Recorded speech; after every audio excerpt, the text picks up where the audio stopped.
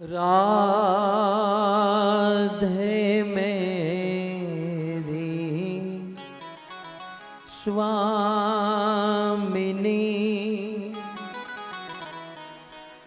मैं राधे को दास।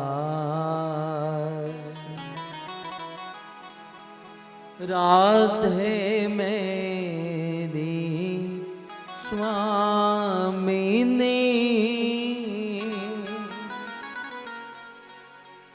मैं राधे को दास। जन्म जन्म मोहे दीजियो,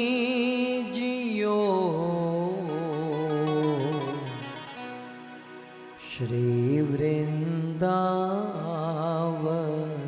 वास, श्री वृंदावन वास। राधा तू बड़ भागिनी, कौन तपस्या कीन, तीनों लोक के नाथ है, सो तेरो आधीन, सो तेरो आधीन।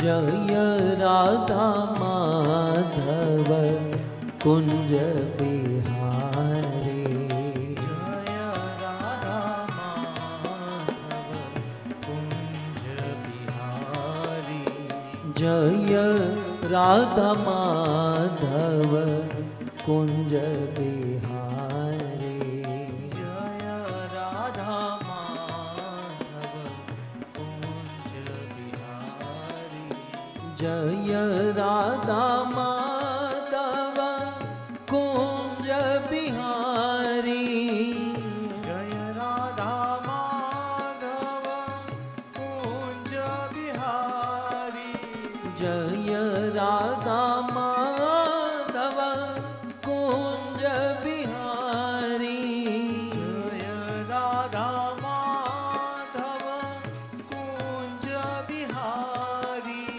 गोपी जनवल्लभ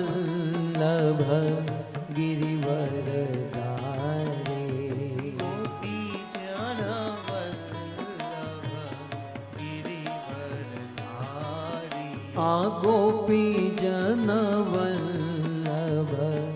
गिरिवरधारी, गोपी जन वल्लभ गिरिवरधारी, जय राधा माधव कुंज बिहारी, जय राधा माधव कुंज बिहारी,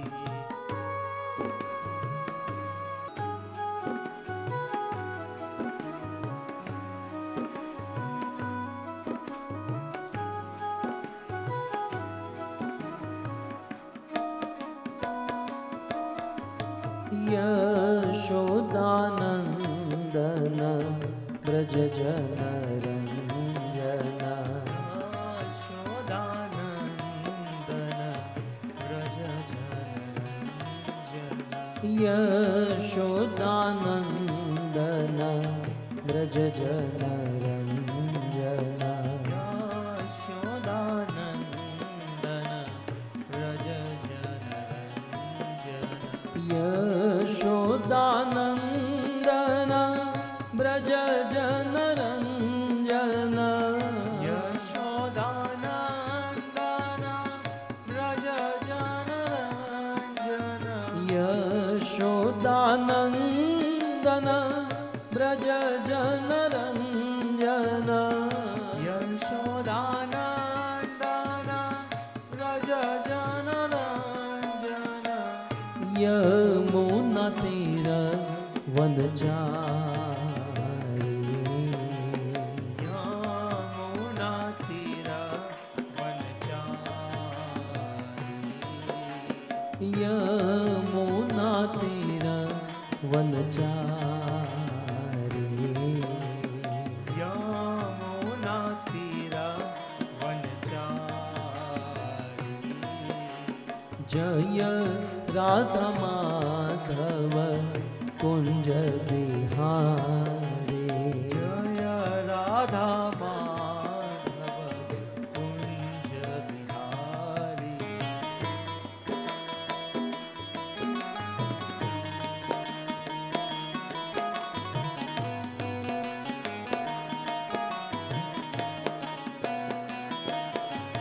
जय राधा माधव कुंज बिहारी जय राधा माधव कुंज बिहारी भज गोविंद गोविंद गोपाला गोविंद गोविंद गोपाला भज गोविंद गोविंद गोपाला भज गोविंद गोविंद गोपाला भज मुरली मनोहर नंदलाला भज मुरली मनोहर नंदलाला भज मुरली मनोहर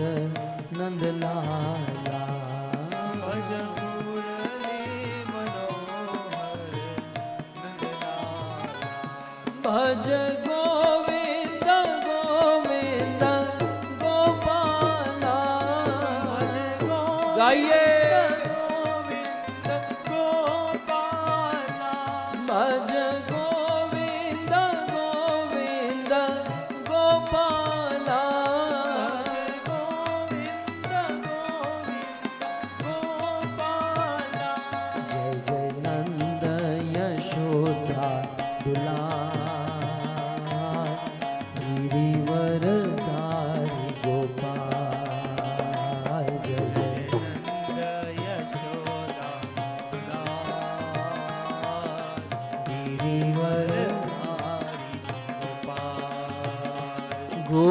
गोपाल गोपाल गोपाल गोपाल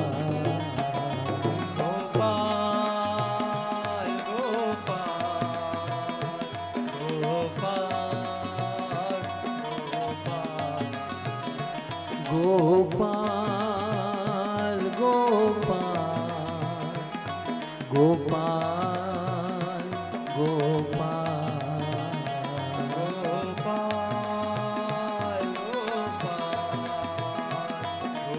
गोपाल गोपाल जय जय नंद यशोदा दुलार गिरिवर धारी गोपाल जय जय नंद यशोदा गाइए दुलार भाव से गिरिवर धारी गोपाल जय जय नंद यशोदा दुलार गिरिवर धारी गोपाल जय जय नंद यशोदा दुलार गिरिवर धारी गोपाल हरे कृष्णा कृष्णा कृष्णा हरे हरे हरे राम राम राम हरे हरे हरे कृष्णा कृष्णा कृष्णा हरे हरे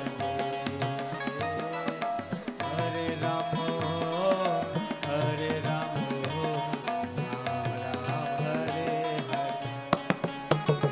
बोलो हरे कृष्णा कृष्णा कृष्णा हरे हरे, हरे राम राम राम हरे हरे। हरे कृष्णा गाइए कृष्णा भगवान कृष्णा का पवित्र हरे नाम। हरे राम राम राम हरे हरे। हरे कृष्णा कृष्णा कृष्णा हरे हरे, हरे राम राम राम हरे हरे। हरे कृष्णा गाइए कृष्णा कृष्णा हरे हरे। हरे राम राम राम हरे हरे। हरे कृष्णा कृष्णा कृष्णा हरे हरे, हरे राम राम राम हरे हरे। हरे कृष्णा हो कृष्णा कृष्णा हरे हरे। हरे राम राम राम हरे हरे। हरे कृष्णा कृष्णा हरे हरे, हरे राम राम हरे हरे। हरे कृष्णा कृष्णा कृष्णा हरे हरे। हरे राम राम राम हरे हरे। नाम महान धन है अपनो, नहीं दूसरी संपत्ति और कमानी। नाम महान धन है अपनो, नहीं दूसरी संपत्ति और कमानी। छोड़ यटा जग की, हमको कुटिया ब्रिज माही बनाई, हमको कुटिया ब्रिज माही बनाई। हमको कुटिया ब्रिज माही बनाई। हमको कुटिया ब्रिज माही बनाई। टूक मिले रसिकों की सदा, और पीबन को यमुना जल पानी। टूक मिले रसिकों की सदा, और पीबन को यमुना जल पानी। हमें औरन की परवाह नहीं, अपनी ठकुरानी शिराधिकारानी, अपनी ठकुरानी शिराधिकारानी। अपनी ठकुरानी शिराधिकारानी। अपनी ठकुरानी शिराधिकारानी। हाँ, राधा गोपाल कृष्ण, राधा गोपाल कृष्ण, राधा गोपाल कृष्ण राधे। राधा गोपाल कृष्ण जय श्री राधा गोपाल कृष्ण। राधा गोपाल कृष्ण राधे। जगन्नाथ जगन्नाथ बलदेव जय सुभद्रा। जगन्नाथ जगन्नाथ जय जगन्नाथ बलदेवा जय सुभद्रा रघुपति राघव राजा राम पतित पावन सीताराम रघुपति राघव राजा राम पतित पावन सीताराम राजा राम पतित पावन सीताराम राजा राम पतित पावन सीताराम राजा राम पतित पावन सीताराम राजा राम पतित पावन सीताराम बोलो रघुपति राघव राजा राम पतित पावन सीताराम रघुपति राघव राजा राम पतित पावन सीताराम गौरनिताय जय गौरनिताय गौरनिताय जय गौरनिताय गौरानिताय जय जय श्री श्री गौरनिताय गौरानिताय जय गौरानिताय प्रभुपाद हर्षिल प्रभुपाद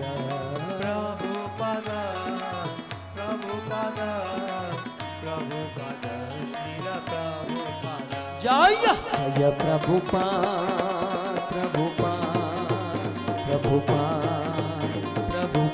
जय जय प्रभुपाद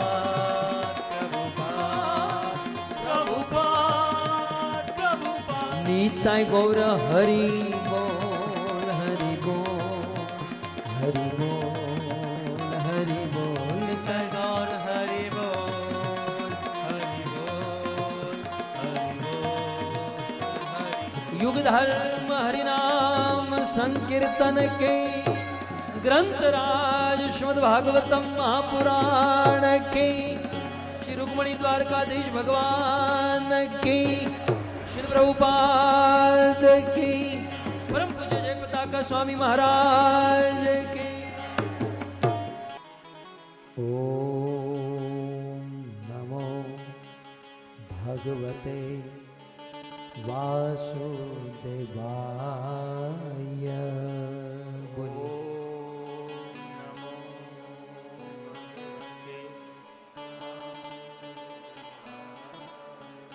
ओम नमो भगवते वासुदेवाय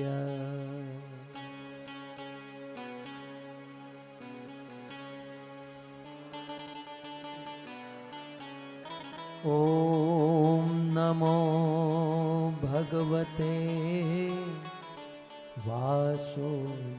वासुदेवाय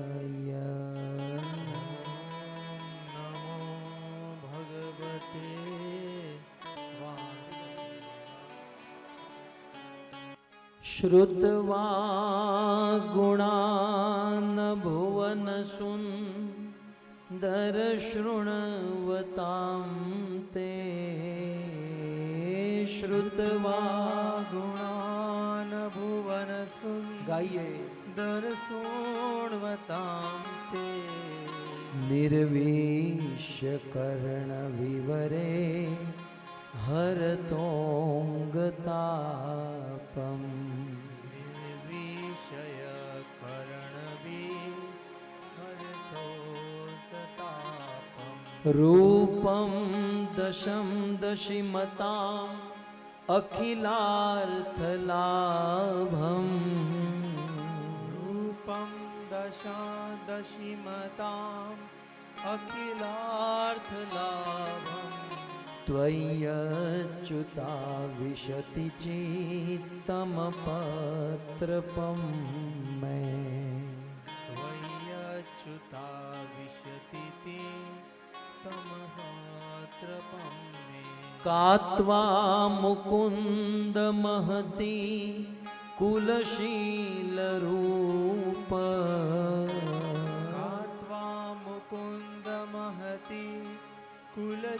कुलशीलरूप विद्यावयो द्रविणदामभिरात्मतुल्यम् विद्यावयो द्रविडता मलिनीयतुल्यम्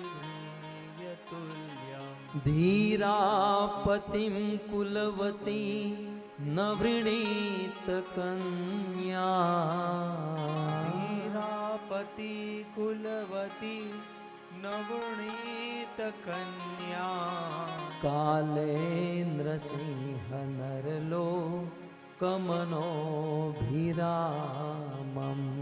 काले निशीह नरलो कमनोभिरामम् तन्मे भवान् खलु पतिपङ्गजाया तन्मे भवान् खलु पतिरङ्गजाया आत्मा पितश्च भवतो त्रविभो विदेहि आत्मा पितश्च भवतो त्रिभुवो विधेहि मा वीरभागमभिमशो अतु चेद आरा महावीरभागवतिषु तुतुचेद आरा गोमायुवद मृगपते बलिमम्बुजाक्षः होमायुवद मधुवते ब्रलिनं वजाक्षा पुरतेष्टदत्तनियम व्रतदेव विप्र मूर्ते दति नियमव्रत देव प्रीप्र गुरुवर्चनादिभिरलं भगवान् परेशः पूर्वाज्ञचानिभिर्ला भगवान् परेशा आराधितो यदि गदा ग्रज एत्यपाणि आराधितो यदि गदा गजयेत्यपाणि ग्रहणातु मेन दमगो शसुतादयोन्ये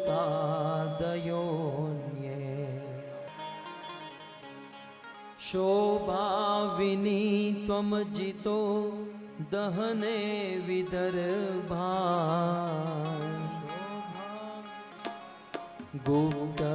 गुप्तसमेत्य पृतना पतिभिः परीतः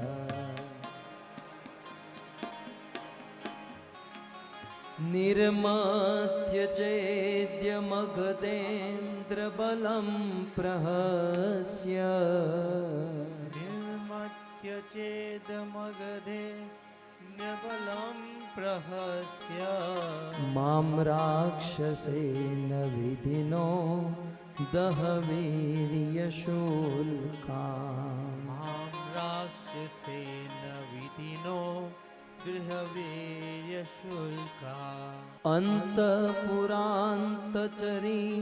मनिहत्य बन्धो अन्तपुरान्तचरिम निहत्यात् बन्धु त्वामुद्वहे कथमिति प्रवदाम्प्युपापम्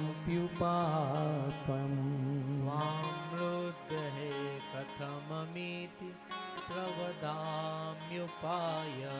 पूर्वेदयुस्ति महती कुलदेवी यात्रा पूर्वेदयुस्तरति महति कुलदेवी यात्रा यस्यां बहिर्नवावधू गिरिजामुपेयान् यस्या बृहित्रिवधू गिरिजामुपेत्या यस्याङ्घ्रिपङ्कजज स्नपनं महान्तो यस्याङ्घ्रिपङ्कजः महतो वाञ्छन्त्युमापतिरे व्यततमोपहत्ये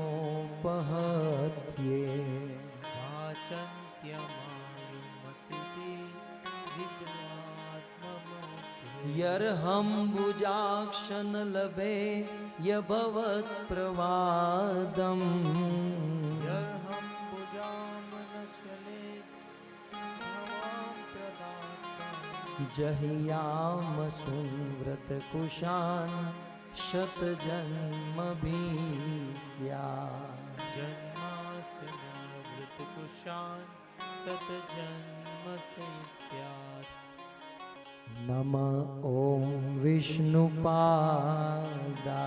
बोलिए कृष्ण पृष्ठाय भूतले श्रीमते भक्ति वेदांत स्वामी इति नामिने नमस्ते सारस्वते देवे गौरवाणी प्रचारिणे निर्विशेष शून्यवादी पाश्चात्यदेशतारिणे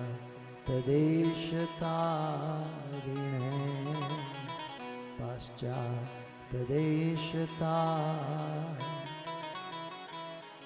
जगत गुरु शिल प्रभुपाद की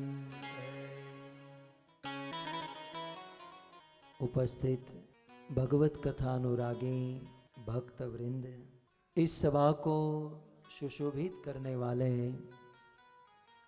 अंतर्राष्ट्रीय कृष्ण भावनामृत संघ, इस्कॉन कानू गार्डन, राधा गोपाल कृष्ण मंदिर एवं इस्कॉन बहरीन के वरिष्ठ भक्तगण, दूर दूर से पधारे हुए अतिथि मेहमान महानुभाव एवं आधुनिक उपकरणों के माध्यम से इस कथा का श्रवण करने वाले देश विदेश के समस्त श्रोतागण, श्रीमद् भागवत कथा के तृतीय दिवस में पुनः एक बार बहरीन की इस व्यासपीठ से आप सभी भक्तों का स्वागत एवं आप सभी भक्तों के चरणों में हमारा प्रणाम। श्रीमद् भागवत अद्भुत ग्रंथ है। वास्तव में यह भागवत प्रेम ग्रंथ है। कई बार लोग ऐसा कहते हैं और सत्य भी है कि भागवत ज्ञान यज्ञ है। भागवत कथा ये भागवत ज्ञान यज्ञ तो है, परंतु साथ ही साथ यह भागवत प्रेम यज्ञ है। और ऐसा ही एक प्रेम पत्र श्रीमद् भागवत में रुक्मणी के द्वारा लिखा गया है। ऐसा पत्र जिसे सुनकर पढ़कर कृष्ण तुरंत विवाह के लिए तैयार हो गए। वैसे कृष्ण को, हमारे गोपाल कृष्ण को तो बचपन से ही शादी करनी थी। हमारे ब्रज में ऐसी कथा है, भागवत में भी लिखा है कि जब कृष्ण लगभग 3.5, 4, 5 साल के थे, अनेकों गोपियां मां यशोदा के पास शिकायत लेकर आती थी। अनेकों प्रकार की शिकायत होती थी। उनमें से एक शिकायत यह भी होती थी,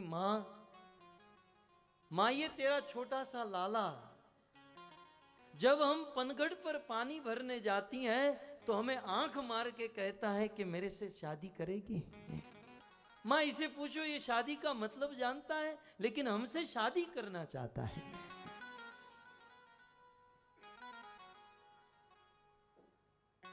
अब बच्चे तो बच्चे होते हैं। महात्मा गण ने एक बहुत सुंदर कथा बताई। आप सब जानते हैं कि नंद बाबा, यशोदा, कृष्ण गोकुल में रहते थे। ये गोकुल महावन में है। वृंदावन 12 वनों से बना हुआ एक सुंदर ब्रज 84 कोस। सो महावन गोकुल में नंद यशोदा कृष्ण के साथ रहते थे, परंतु गोकुल में बहुत उत्पात होने लगे थे।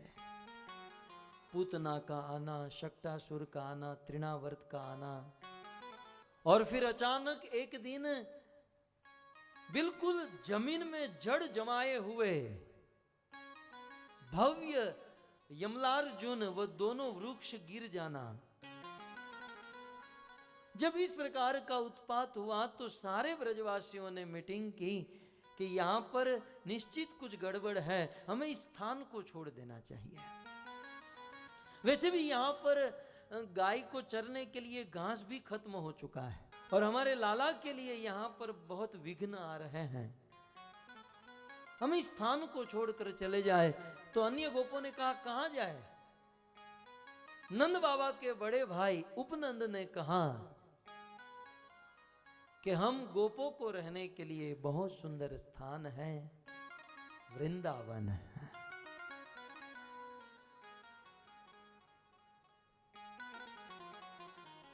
आज भी हमारे ब्रज में कहावत है कि ब्रज 84 कोश में 4 धाम निज धाम। ब्रज 84 कोश में 4 गांव निज गांव, गोकुल, मथुरा, बरसाना, नंदगांव। ये 4 गांव जो है ना, कृष्ण अपने निज गांव, अपना ही गांव समझते हैं। एक तो मथुरा जहां कृष्ण का जन्म हुआ, गोकुल जहां पर कृष्ण बचपन में रहते थे, और नंदगांव जहां पर ये ट्रांसफर हो रहे हैं, और चौथा है बरसाना जहां इनका ससुराल है। एक अंदर की बात कह दूं, हमारे भगवान ना ससुराल में ही पड़े रहते हैं, इनको अपना घर अच्छा नहीं लगता। हमारे ईश्वर, हमारे भगवान ससुराल में ही पड़े रहते हैं। नहीं तो देखो ना, आप क्षीर सागर में जाओ तो क्षीरोदक शाही, गर्भोदक सागर में जाओ गर्भोदक शाही, कारण सागर में जाओ कारोदक शाही। बस ये सागर जो है भगवान का ससुराल है, क्योंकि लक्ष्मी जी का जन्म समुद्र से हुआ। समुद्र कृष्ण के ससुर जी हैं, लक्ष्मी कृष्ण की पत्नी है, और ये ससुराल में ही पड़े रहते हैं और ससुराल में ही सोते रहते हैं। तो बरसाना, गोकुल, मथुरा, बरसाना, नंदगांव। गोकुल से नंदगांव, जिसे वृंदावन भी कहते हैं, नंदगांव भी कहते हैं, नंदीश्वर महादेव के ऊपर ये पूरा गांव बसा हुआ है। अब ऐसी कथा आती है कि सारे गोकुल वासियों ने निर्णय लिया कि हम नंदगांव शिफ्ट हो जाएंगे। सब लोग अपने अपने घर का माल सामान अपने छकड़ों में, बैलगाड़ी में रखकर पूरा गांव ट्रांसफर हो रहा था एक स्थान से दूसरे स्थान। और उस समय कृष्ण लगभग 3.5-4 साल के होंगे। कृष्ण और बलराम दोनों बैलगाड़ी में बैठे हैं, माँ यशोदा कृष्ण को गोद में लेकर बैठी हैं, और अनेक गोप आदि अन्य बैलगाड़ी में बैठे, और पूरा जुलूस जा रहा है। वन के मार्ग से ये सब जा रहे हैं। वन के कुछ पशु पक्षियों को देखकर कृष्ण बलराम बड़े खुश होते हैं। अब घटना ऐसी घट गई, एक गाय बाजू में से निकली। कृष्ण ने माँ यशोदा से पूछा, माँ ये क्या है? अब आप सब जानते हैं बच्चों को पूछने की बड़ी आदत होती है।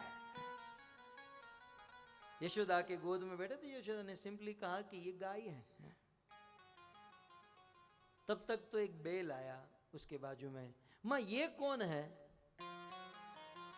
बोले बेटा ये गाय का पति है, बैल है, बूल है। कुछ आगे गए तो एक हिरणी को देखा। कृष्ण ने दूर से कहा, माँ ये कौन है? बोले ये हिरणी है।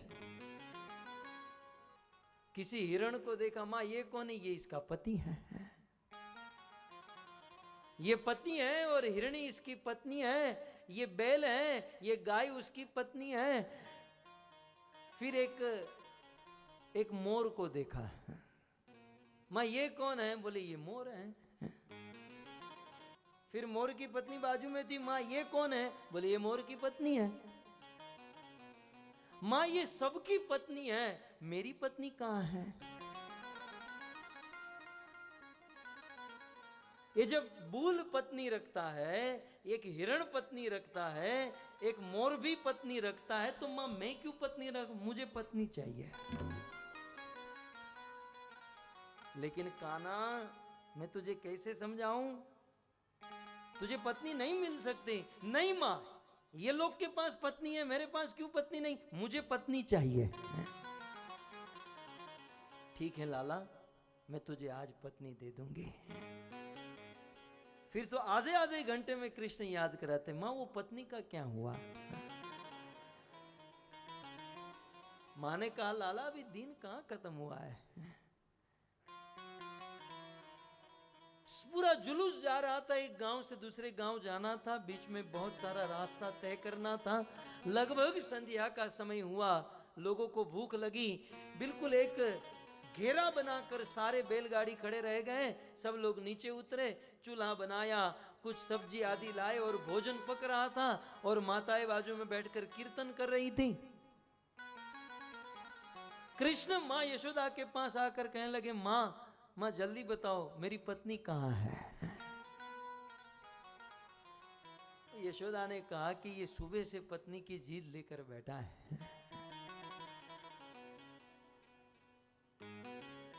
बच्चे एक बार जीद कर लेते हैं तो फिर आप जानते ना, 3 हठ प्रसिद्ध है, राजहठ, स्त्री हठ और बाल हठ। अच्छों को झुकना पड़ता है। ऐसी एक घटना इस कलयुग में, कल का इतिहास मारवाड़ की मीरा के जीवन में हुआ। लगभग 5 साल की थी मीरा, और मीराबाई के गांव में एक बारात आई। ढोल नगाड़े अनेकों प्रकार के वाजिंत्र बज रहे थे, और मीरा ने खिड़की से देखा, अपनी मां से पूछा, मां ये क्या हो रहा है? मां ने कहा, बेटा ये दुल्हा आया है अपनी दुल्हन को लेने के लिए। मीरा ने कहा, मां मेरा दुल्हा कहां पर है? बोले तू जब बड़ी होगी तब दुल्हा मिलेगा। नहीं, मुझे आज अभी दुल्हा चाहिए।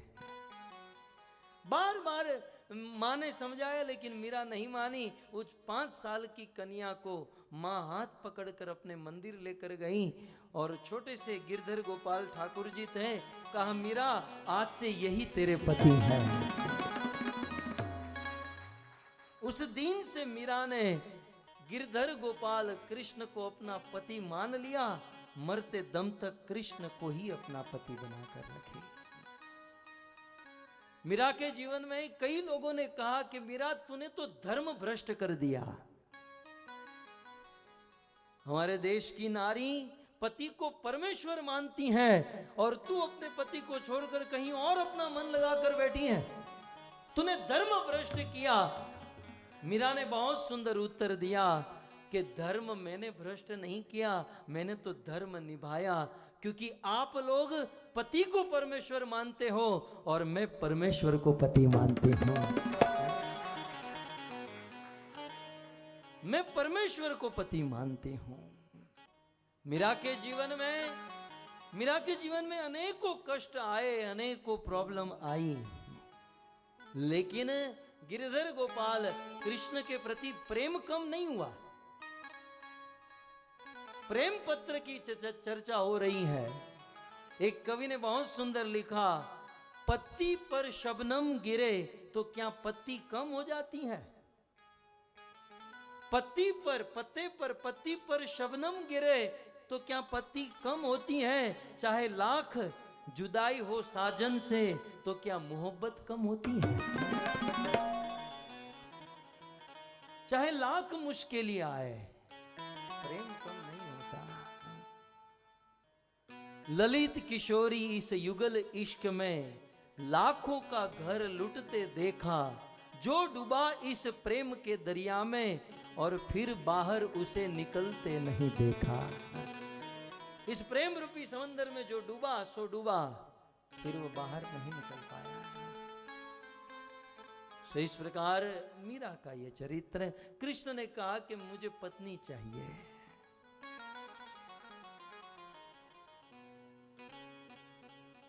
बिल्कुल सरल स्वभाव है कृष्ण का। अब सारी स्त्रियां बैठी थी। यशोदा ने फिर कह दिया कि एक काम करो कृष्ण, इसमें से जो अच्छी लगती है उसके गोद में बैठ जाओ। अब यशोदा क्या करती, बहुत सारी स्त्रियां, इसमें से जो अच्छी लगती उसको चुन लो। अब कृष्ण सोचते सोचते सोचते चुन रहे थे, स्वयंवरी हो रही थी। तो बहुत सारी स्त्रियां बैठी थी, उसमें लगभग 80 साल की एक बूढ़ी बैठी थी। कृष्ण उसके गोद में जाकर बैठ गए। मुझे तो ये पत्नी अच्छी लगती है। 3.5 साल के कृष्ण 80 साल की बूढ़ी के गोद में बैठ गए। सब लोग हंसने लगे, ये बुढ़िया भी हंसने लगी। जब हंस रही थी तो एक भी दांत नहीं थे। सभी स्त्रियों ने कहा, मां यशोदा ने कहा, कृष्ण तुझे पत्नी यही मिली थी और कोई नहीं दिखी? कृष्ण तूने इसको पत्नी क्यों चुना? देखिए कृष्ण छोटे हैं लेकिन बुद्धि कितनी है। कृष्ण ने कहा कि इसके दांत नहीं है, और जिसको दांत नहीं होते उसे बेदांत कहते हैं। इसको दांत नहीं है, ये वेदांती है और मैं भी वेदांती हूं। वेदांती है और मैं भी वेदांती हूं, हम दोनों की बड़ी जमेगी, इसलिए मैं इनसे शादी करूंगी। आचार्यगण लिखते हैं कि पूर्व जन्म में कोई होगी, कोई साधु संत बने होंगे, वेदांती होंगे, जिसे कृष्ण को प्राप्त करने की इच्छा की होगी, इसलिए आज कृष्ण ने इसे स्वीकार कर लिया। सो इस प्रकार बचपन से ही कृष्ण विवाह करना चाहते थे, लेकिन आज तक विवाह किए नहीं थे। जब सुखदेव गोस्वामी ने महाराज परीक्षित से कहा कि परीक्षित, केवल 2 श्लोक में रुक्मणी की कथा सुनाई, तब परीक्षित कहते रुको रुको, ये रुक्मणी की कथा और स्पेशली रुक्मणी का ये जो प्रेम पत्र है मुझे विस्तार से बताओ। श्री राजो उवाच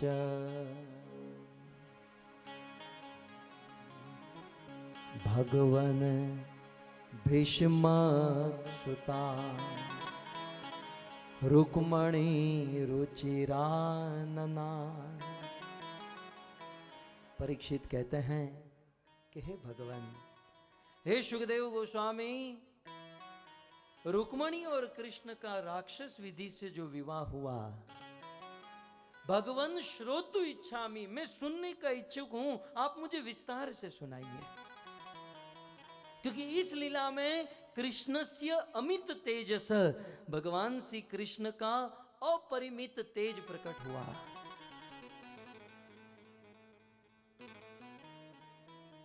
और अनेक राजा महाराजाओं को मत कर, जैसे सियारों के झुंड के बीच में से कोई सिंह अपने भोजन का भाग लेकर निकल जाए, ठीक उसी प्रकार कृष्ण ने अपना अमित तेज प्रभाव प्रकट किया। ये लीला, ये कथा, ये रुक्मणी की कथा मुझे विस्तार से सुनाइए। मानो सुखदेव जी पूछे कि परीक्षित अब मरने वाले हो आप। जिस समय परीक्षित ने ये प्रश्न पूछा, उस समय परीक्षित के पास केवल 1.5 दिन था। 7 दिन के जीवन में लगभग 5.5 दिन बीत गए, केवल 1.5 दिन बचे थे। उस समय कृष्ण ने, परीक्षित महाराज ने यह जिज्ञासा की और सुखदेव जी ने यह कथा सुनाई। आप समझ सकते हैं यह कथा कितनी इंपॉर्टेंट है। और यही कथा सुनकर महाराज परीक्षित भगवान के धाम वैकुंठ को प्राप्त हुए। स्पेशल इस रुक्मणी की ये फर्स्ट लव लेटर के विषय में परीक्षित कहते हैं, ब्रह्मन कृष्ण कथा पुण्या। हे ब्रह्मन, हे सुखदेव जी, मैं जानता हूं कि आप समस्त वेद शास्त्रों के ज्ञाता हो। ब्रह्मन का अर्थ होता है समस्त वेदों के ज्ञाता। सुखदेव जी आप जानते हो, लेकिन मैं मेरा अनुभव कहूं कि ब्रह्मन कृष्ण कथा पुण्या, कृष्ण कथा जो है परम पवित्र है। आप ये मत समझो कि कृष्ण कथा सुनकर हम कुछ जीवन में उतारेंगे, कुछ करेंगे तो ही हम पवित्र होंगे। कथा सुनकर यदि जीवन में अप्लाई करो तो बहुत अच्छी बात है, लेकिन कथा सुनना ही जीवन की पवित्रता है। परीक्षित अपना अनुभव कहता है कि ब्रह्मन कृष्ण कथा पुण्या, कृष्ण कथा परम पवित्र है, और जो सुनता है वो माँ गंगा जितना पवित्र हो जाता है। और पवित्र ही नहीं, माधवी पवित्र तो है, लेकिन साथ ही साथ कृष्ण कथा मधुर है, माधवी। ब्रह्मन कृष्ण कथा पुण्या माधवी लोक मलापहा। बड़ी मधुर है कृष्ण कथा। इतनी मधुर है, इतनी मधुर है कि हजारों लाखों लोगों ने गाई, युग युग से लोग इसे गा रहे हैं, और आनंद घट नहीं रहा, आनंद बढ़ते जा रहा है, बढ़ते जा रहा है, बढ़ते जा रहा है। संसार की जो वार्ता होती है ना, लोक कथा, लोक वार्ता, वो एक बार अच्छी लगती है, 2 बार अच्छी लगती है, फिर धीरे धीरे रस कम होते जाता है। लेकिन कृष्ण कथा ऐसी है जिसका रस बढ़ते जाता है। यत् शृण्वताम रसज्ञानाम स्वादु स्वादु पदे पदे, धीरे धीरे निरंतर वह रस बढ़ते जाता है। मैंने एक बार कहा था, विचार कीजिए, 1500 करोड़ का खर्च करके फिल्म चलती है मात्र 1 हफ्ता, 2 हफ्ता, 3 हफ्ता, लेकिन ये भागवत कथा युग युग से गाई जा रही है और हाउसफुल जा रहा है। क्यों? क्योंकि इसमें रस है, मधुर है। और कुछ लोगों को ये भागवत मधुर नहीं लगती है।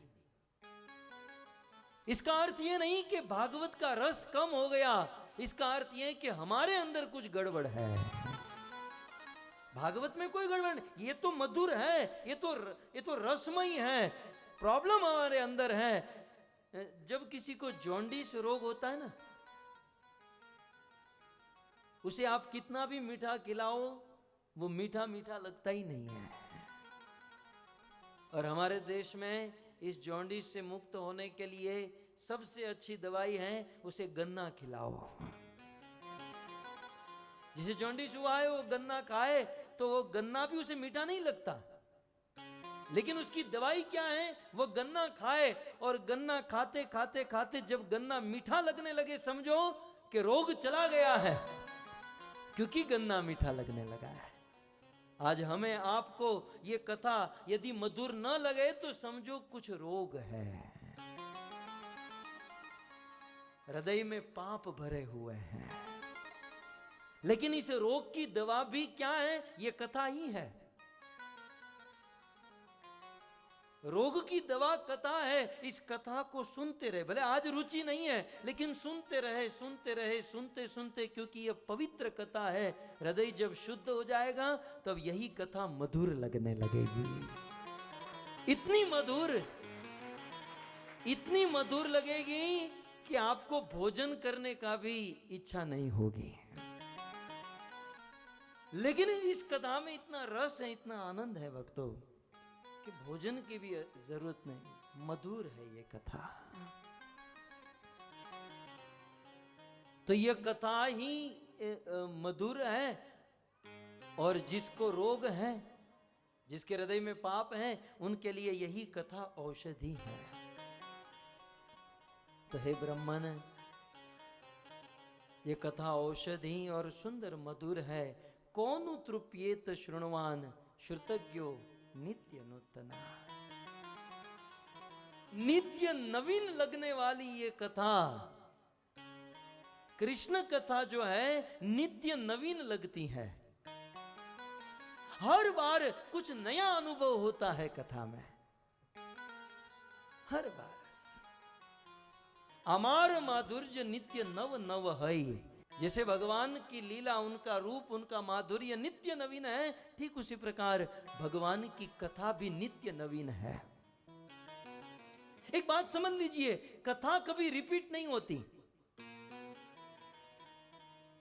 हर एक कथा में मूड कुछ अलग, भाव कुछ अलग, सब्जेक्ट अलग, कुछ भिन्नता मिलेगी। क्योंकि हमारे वेदों ने, शास्त्रों ने कथा को गंगधारा, कथा को नदी के समान तुलना किया। जिनके श्रवण समुद्र समाना, कथा तुम्हारी सुभग सरी नाना। ये कथा जो है नदी के समान है। आप कभी नदी में नहाने गए हो? नदी में स्नान किया आपने? गंगा यमुना में आपने स्नान किया होगा तो अनुभव होगा कि आप जब नदी में खड़े हो और नदी का जल बह रहा है, जो जल आपको टच किया वो गया, अभी वो वापस नहीं आएगा। गंगा में आप खड़े रहो, एक जल दूसरी बार आपको नहीं मिलेगा, क्योंकि वो नदी है। और कथा भी एक नदी है।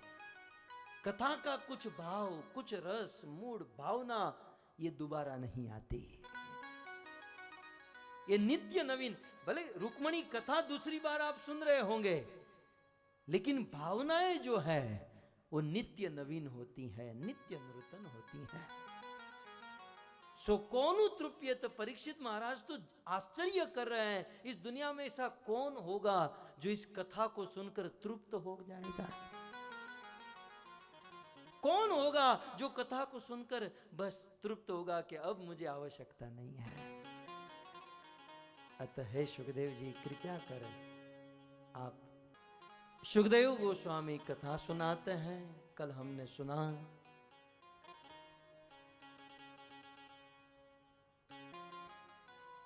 रुक्मणी के बड़े भाई रुक्मणी का विवाह शिशुपाल के साथ तय कर दिया और रुक्मणी से रहा नहीं गया। और परसों के दिन विवाह था, परसों मेरा विवाह है, कृपया करके आप आओ इस विदर्भ देश में और मुझे लेकर जाओ। सो बस अब बीच में एक दिन बचा है विवाह में, और रुक्मणी के हृदय में हो रहा अब क्या होगा। मैं शिशुपाल से विवाह करना नहीं चाहती। रुक्मणी ने पत्र लिखा और पत्र लिखकर एक विश्वासु ब्राह्मण के हाथ में दिया,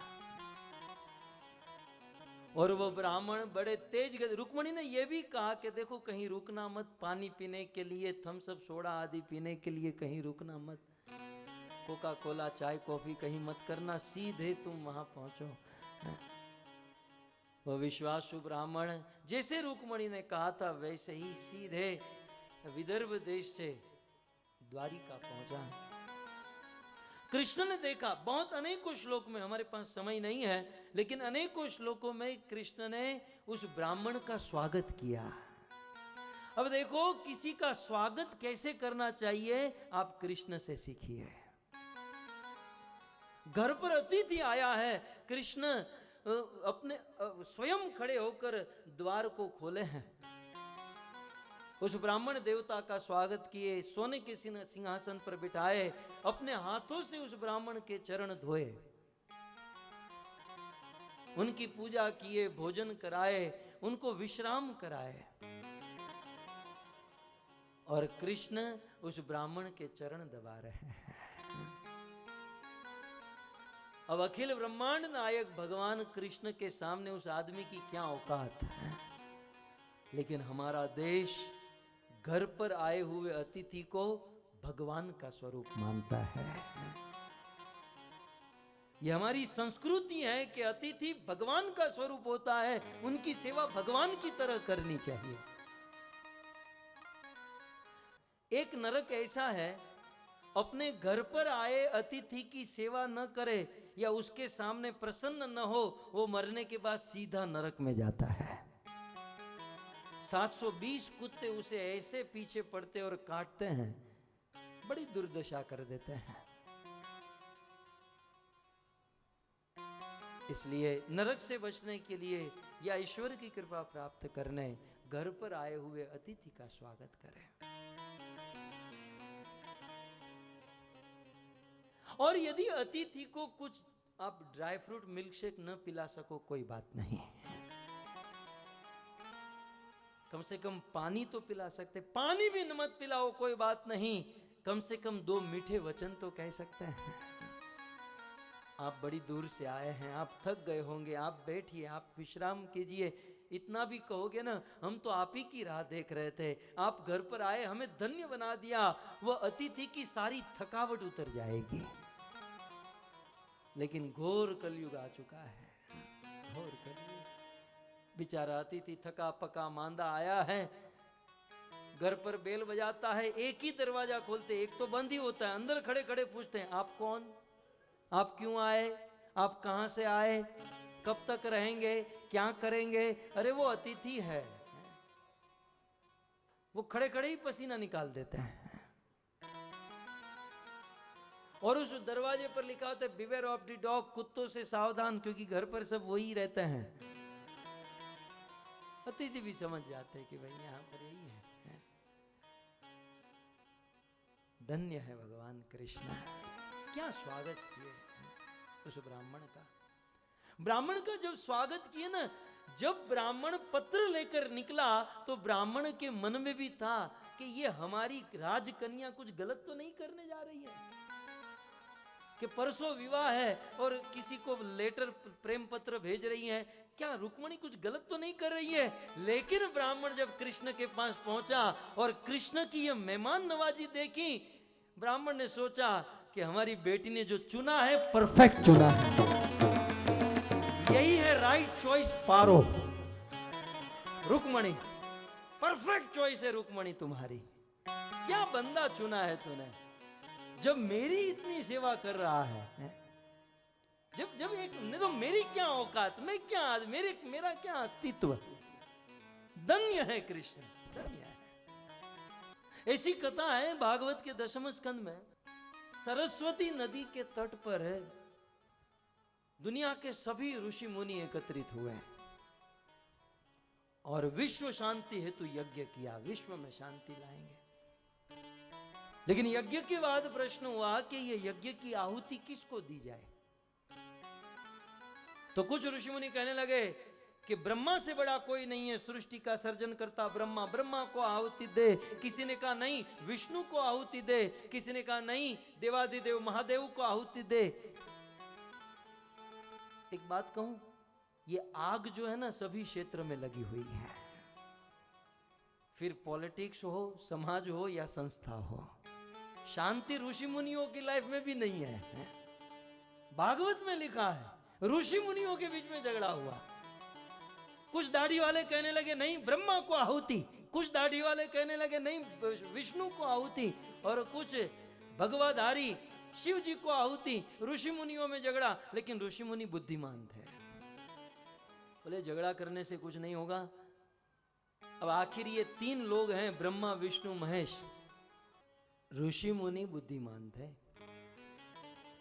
शांति से बैठकर निर्णय किया कि आखिर तो ये 3 ही है ना, ब्रह्मा विष्णु महेश, एक काम क्यों नहीं करते, तीनों की परीक्षा लेकर देख लेते हैं सुप्रीम कौन है। ऋषि मुनियों ने सोचा लेकिन परीक्षा लेगा कौन। उन सभी ऋषि मुनियों में वयोवृद्ध, ज्ञान वृद्ध, भक्ति वृद्ध, सबसे ज्येष्ठ श्रेष्ठ भृगु नाम के ऋषि बैठे थे। भृगु ऋषि बोले भृगु मुनि परीक्षा लेंगे। सब लोगों ने कहा भृगु मुनि परीक्षा लेंगे, हम तैयार हैं, हमें कोई प्रॉब्लम नहीं, भृगु परीक्षा लेगा नो प्रॉब्लम। अब सब ने भृगु को वोट दिया, भृगु मुनि तैयार हो गए, बोले लेकिन मैं परीक्षा क्या लूंगा, क्वेश्चन पेपर तो दे दो। बोले सीधा सा क्वेश्चन पेपर है, भृगु मुनि आप तीनों के पास जाओ, तीनों को क्रोध दिलाने का प्रयास करो, तीनों के घर जाओ और थोड़ा सा क्रोध दिलाओ और देखो मेहमान गति कैसी होती है। जिसको क्रोध ना आए वही भगवान होगा, छोटी छोटी बातों में क्रोध कर देता थोड़ी ना भगवान होता है। भृगु मुनि क्वेश्चन पेपर लेकर निकले, सबसे पहले अपने बाप ब्रह्मा के पास गए। ब्रह्मा भृगु ऋषि के पिता है, सीधे भृगु मुनि ब्रह्मलोक में गए, क्योंकि परीक्षा लेने गए इसलिए ब्रह्मा के पास जाकर उन्होंने प्रणाम नहीं किया। ब्रह्मा को लगा कि ये कैसा बेटा है, इतने सालों के बाद बहरीन से गांव में आया है, कम से कम प्रणाम करने की भी बुद्धि नहीं है। ये बहरीन जाने के बाद ब्रेन खत्म हो जाता है लोगों का। ब्रह्मा जी ने सोचा कि ये बस दाढ़ी ही बढ़ाता है, बुद्धि नहीं बढ़ाता। ब्रह्मा को पूरा क्रोध आ गया, लेकिन ब्रह्मा ने अपना क्रोध अपने मन में ही दबा लिया। लेकिन ये तो समझ गए कि भाई क्रोध तो आ गया, इसलिए ब्रह्मा जो है महान हो सकते हैं, भगवान नहीं हो सकते। फिर वहां से सीधे गए कैलाश, शिव जी के लोक में। उस समय शिव जी पार्वती को गोद में बिठाकर बहुत सारे ऋषि मुनि बैठे थे और भागवत कथा कर रहे थे। और संबंध के नाते भृगु शिव जी के भाई लगते हैं, क्योंकि दोनों ब्रह्मा के बेटे हैं। शिव जी ने दूर से देखा मेरा भाई आ रहा है। शिव जी को तो रोमांच कंप हो गया, मेरा भाई, इतने दिनों के बाद हम दोनों एक बाप के बेटे, मेरा भाई। शिव जी खड़े होकर दौड़कर गले मिलने गए। ये तो परीक्षा लेने गए थे। जैसे ही शिव जी दौड़कर गले मिलने गए, एक कदम भी आगे मत बढ़ाना, भूत कई का, छूना मत मुझे। परीक्षा थी, छूना मत मुझे। तूने अंतिम स्नान कब किया है रे? कभी नहाता भी है तू? नहाने की बुद्धि है? न कभी सलून में गया। दुनिया के लोग पाउडर लगाते हैं, तू शमशान की भस्म लगा कर बैठता है, भूत प्रेतों के साथ उठता बैठता है। जब इस प्रकार से अब शिव जी के मन में भाव प्रेम था, गले मिले, और यहां भृगु मुनि इतना अपमान। शिव जी तो त्रिशूल खोजने लगे। भाई ये तो अपने घर का त्रिशूल, कहां मेरा त्रिशूल, कहां मेरा त्रिशूल? अभी तीसरी आंख खोलकर प्रलय कर दूं, भाई है तो क्या हो गया? पार्वती आई दौड़कर शिव जी के चरण में बैठ गई। प्रभु जो भी है आपका बड़ा भाई है। बंदा कितना भी क्रोध में हो, पत्नी के सामने बर्फ जितना ठंडा हो जाता है, फिर चाहे प्रलय करने वाला महादेव भी क्यों न हो। पार्वती ने मनाया, शिव जी शांत हुए। फिर भी ऐसे हाँफ तो रहे थे। पार्वती ने बिठा दिया, बड़े भाई को कहा आप जाओ जल्दी यहां से। भृगु मुनि निकल गए। अब यहां तो कुछ बोलने की जरूरत ही नहीं थी, ये तो सीधा दिखाई दे रहा था कि क्रोध आ गया। ये महान हो सकते हैं, सुप्रीम नहीं हो सकते। अब केवल एक बचे थे, भगवान विष्णु। भृगु मुनि सीधे गए वैकुंठ में। भगवान विष्णु शेष शैया पर सोए हुए थे, लक्ष्मी जी चरण संवाहन कर रही थी। और यहां पर भृगु मुनि ने अपना क्वेश्चन पेपर और टाइट कर दिया, और कड़ा। ब्रह्मा का मन से अपराध, शिव का वाणी से, और यहां तो भृगु मुनि पैजे में से बाहर हो गए। भृगु मुनि दौड़ कर आए, सारे द्वारपाल को हटाकर, सबको हटाकर सीधे भगवान विष्णु के पास। और भगवान विष्णु सोए हुए थे। भृगु मुनि ने जोर से विष्णु के वक्षस्थल, छाती पर लात मार दी। आलसी कहीं का, ये तो परीक्षा थी भाई। लेकिन जोर से लात मार के कहे, आलसी कहीं का, सोने के अलावा कुछ काम है कि नहीं? शिरोदक शाही, गर्भोदक शाही, कारण शाही, शाही शाही, सोना सोना सोना, ये दुनिया कैसे चलती तुझे ज्ञान भी है? खुद सोते रहता है और हमको कहते हैं जीव जागो, गोरा चांद बोले, कतन निद्रा जाओ माया पिशाची रे कोले। हमको जागाते हो और खुद को सोते। जोर से लात मारी। गुरु महाराज कहते हैं कि ये क्वेश्चन पेपर यदि शिवजी के वहां लिया होता, शिवजी का तो केवल वाणी से, शिवजी को यदि इसने लात मारी होती ना, तो सरस्वती नदी के तट पर बंदे की लाश पहुंची होती और न्यूज़पेपर की हेडलाइन में आया होता कि गया था परीक्षा लेने और लाश बनकर वापस आया। लेकिन यहां तो कुछ और ही है। भगवान विष्णु की छाती में लात मारी। विष्णु तुरंत खड़े हो गए और भृगु मुनि के चरणों में गिर गए कि हे ब्रह्म देवता, आप मुझे क्षमा कर दीजिएगा। आपके आने की मुझे कोई न्यूज, मुझे पता नहीं था कि आप आने वाले हो। यदि मुझे पहले से पता होता तो मैं आपकी अगवानी करता, आपका स्वागत करता। आप मुझे क्षमा कर दीजिएगा। मेरी छाती वज्र से भी अधिक कठोर है, कहीं आपके चरणों में चोट न आ गई हो। ऐसा कहकर भगवान विष्णु भृगु ऋषि का चरण संवारने लगे। मुझे क्षमा कर देना, मुझे क्षमा कर देना। और भृगु मुनि की आंखों से अजस अविरत अश्रु धारा बहने लगी कि धन्य हो ईश्वर, धन्य हो। भगवान ने यहां तक कहा कि मेरे से आज बहुत बड़ा अपराध हो गया कि मैंने आपका ठीक से स्वागत नहीं किया। आप विचार करो, स्वागत करना ईश्वर जानते हैं। क्या कहा विष्णु ने?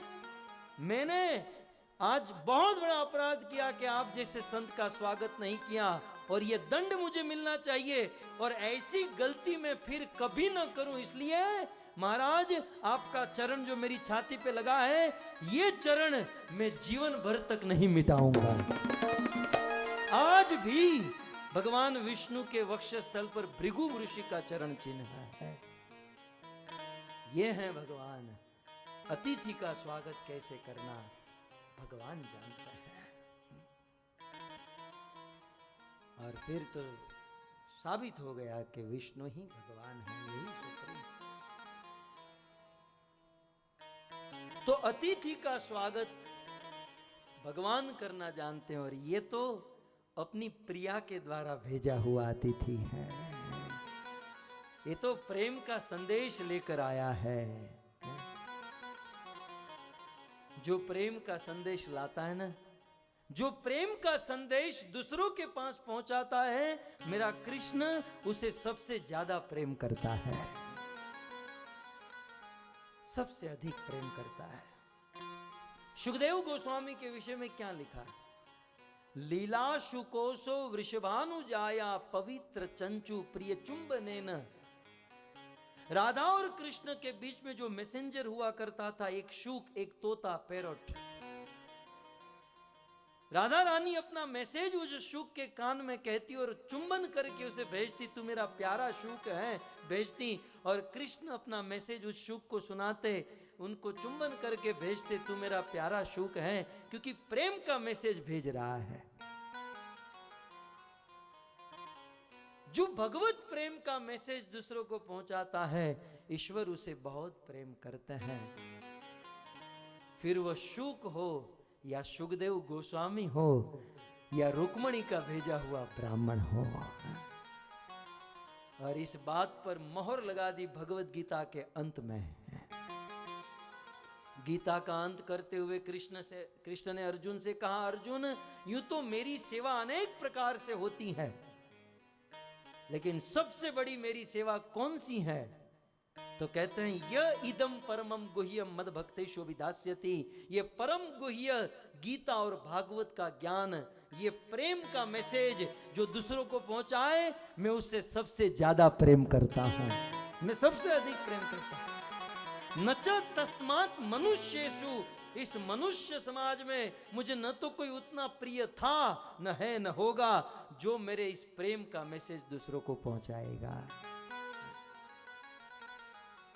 तो सो वैसे ही भगवान प्रेम का संदेश पहुंचाने वाले से प्रेम करते हैं। तो ये तो अपनी प्रिया रुक्मणी के द्वारा भेजा हुआ ब्राह्मण कृष्ण ने बड़ा सत्कार किया, बड़ा आदर किया। ब्राह्मण देवता आए, कृष्ण उनका स्वागत किए और बहुत सुंदर कृष्ण कहते हैं, क्वश्चित द्विज वर श्रेष्ठ धर्मस्ते वृद्ध संपत वर्तते नाति कृच्छेण संतुष्ट मनतः सदा। कृष्ण कहते हैं कि हे श्रेष्ठ ब्राह्मण, कृष्ण ने ज्यादा नहीं पूछा, एक ही चीज पूछी कि हे ब्राह्मण देवता, आप संतुष्ट तो है ना? आप यहां आए, मैं जो थोड़ी बहुत आपकी सेवा किया, आप अपने जीवन में संतुष्ट तो हो ना? क्यों? क्योंकि संतुष्टो यर्हि वर्तते ब्राह्मणो येन केनचित्। क्योंकि जो संतुष्ट ब्राह्मण है, उनका वरदान कभी फेल नहीं जाता। ब्राह्मणों का तेज संतोष से बढ़ता है। ब्राह्मण का अर्थ डिवोटी भी आप ले सकते हैं। भक्त वो है, वैष्णव वो है, या ब्राह्मण वो है जो संतुष्ट रहे, जीवन में संतुष्ट रहने से शांति मिलती है, संतुष्ट रहने से सुख मिलता है, संतुष्ट रहने से शरीर का जीवन का प्रकाश तेज बढ़ता है। संतुष्ट रहे। इस संसार में पैसे को सबसे बड़ा धन नहीं कहा गया, क्योंकि पैसा होते हुए भी लोग दुखी रहते हैं। गाड़ी बंगले नौकर चाकर को धन नहीं कहा गया, क्योंकि ये सब कुछ होते हुए भी बंदा दुखी होता है। इस दुनिया में सबसे बड़ा धन यदि किसी को कहा गया तो वो है सेटिस्फेक्शन, संतोष। हई धन गज धन बाज धन और रतन धन खान, जब आवे संतोष धन सब धन धूरी समान है। संतोष सबसे बड़ा धन है। जिसके जीवन में संतोष नहीं, वो इस संसार में भटकता रहता है, इस संसार में बड़ी भागदौड़ मचाता रहता है। और जिसके जीवन में संतुष्टि नहीं ना, पूरी दुनिया उनको मिल जाए फिर भी वह सुखी नहीं हो सकता। अभी अभी मैंने एक कथा की, जर्मनी में पत्थर से परमेश्वर हिरण्याकशिपु के बारे में मैं कह रहा था, मुझे याद आ गया। हिरण्याकशिपु के पास दुनिया की सभी वस्तुएं थी। केवल पृथ्वी नहीं, पूरे पाताल को जीत चुका था, पूरी धरती का बादशाह और स्वर्ग को भी जीत चुका था। इंद्र, चंद्र, वरुण, कुबेर हिरण्याकशिपु के घर पर झाड़ू पोछा लगाते थे। पूरी दुनिया का भगवान बनकर बैठा था हिरण्याकशिपु। लेकिन भागवतकार कहते हैं सब कुछ था हिरण्याकशिपु के पास, लेकिन हिरण्याकशिपु के जीवन में सुख और शांति नहीं थी। कारण जीवन में संतोष नहीं था। संतोष नहीं था। सब कुछ है, केवल एक चीज नहीं है, उसमें असंतुष्टि जो दिमाग में है वो उसको अन्य वस्तु का सुख नहीं लेने देती है। असंतुष्टि जो है आपको अन्य वस्तु का सुख नहीं लेने देती है। कृष्ण कहते हैं कि हे ब्राह्मण देवता, आप संतुष्ट तो हो ना। बात आई इसलिए कह दूं, यदि जीवन में संतोष चाहिए, यदि जीवन में सुख शांति चाहिए, संतोष लाना होगा, और संतोष रूपी सेटिस्फेक्शन यदि चाहिए तो केवल एक और मात्र एक उपाय है, भगवान राम और कृष्ण की भक्ति करो।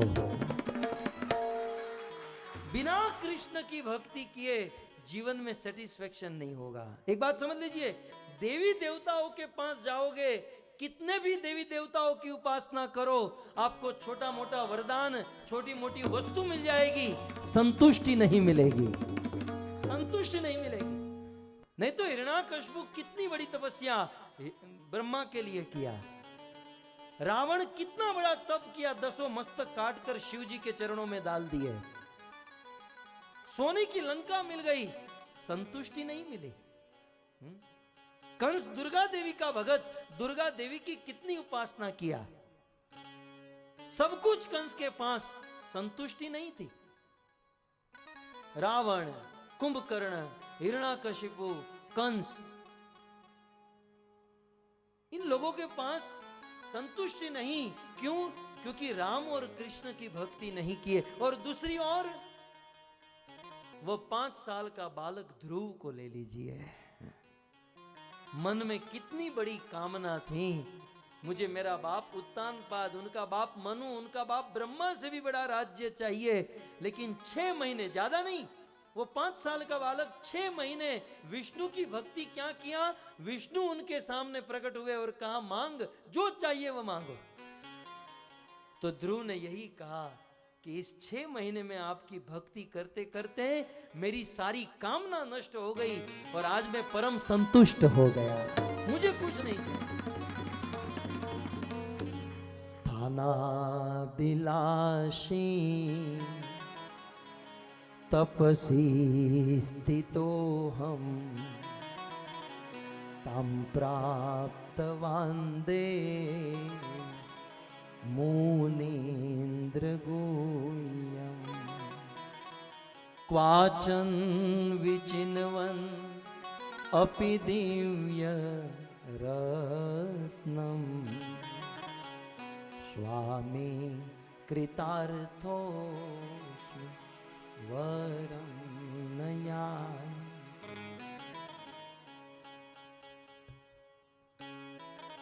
ध्रुव ने इतना ही कहा कि प्रभु बहुत बड़ी इच्छा थी, बहुत बड़ी इच्छा, लेकिन आज जब मैं आपकी भक्ति करने लगा, प्रभु आपका भजन करने लगा, ये सारी इच्छाएं मुझे तुच्छ लगने लगी। मैं क्या बताऊं? वाचन विचिन्वन अपि दिव्य रत्नम स्थामी कृतार्थोस्मि वरम न यांचे। मैं तो टूटे हुए शीशे के टुकड़े की खोज में निकला, मुझे आपकी भक्ति मिली, आपका दर्शन मिला, मुझे हीरा मिल गया महाराज, हीरा मिल गया। और अब आप बताइए, जिसको हीरा मिल जाए वो कांच का टुकड़ा कैसे मांग सकता है? मुझे भक्ति मिल गई, इतना उच्च प्रेम मिल गया, अब दुनिया की वस्तु मुझे नहीं चाहिए, नहीं चाहिए। संतोष, जो जो राम कृष्ण का भजन किया सब संतोष। वित्रासुर को ले लीजिए, असुर था, असुर। रणभूमि में इंद्र के साथ घमासान युद्ध चल रहा था और उसी समय वित्रासुर अहम हरे तौ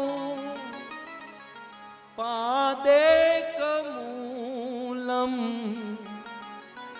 दासानुदासो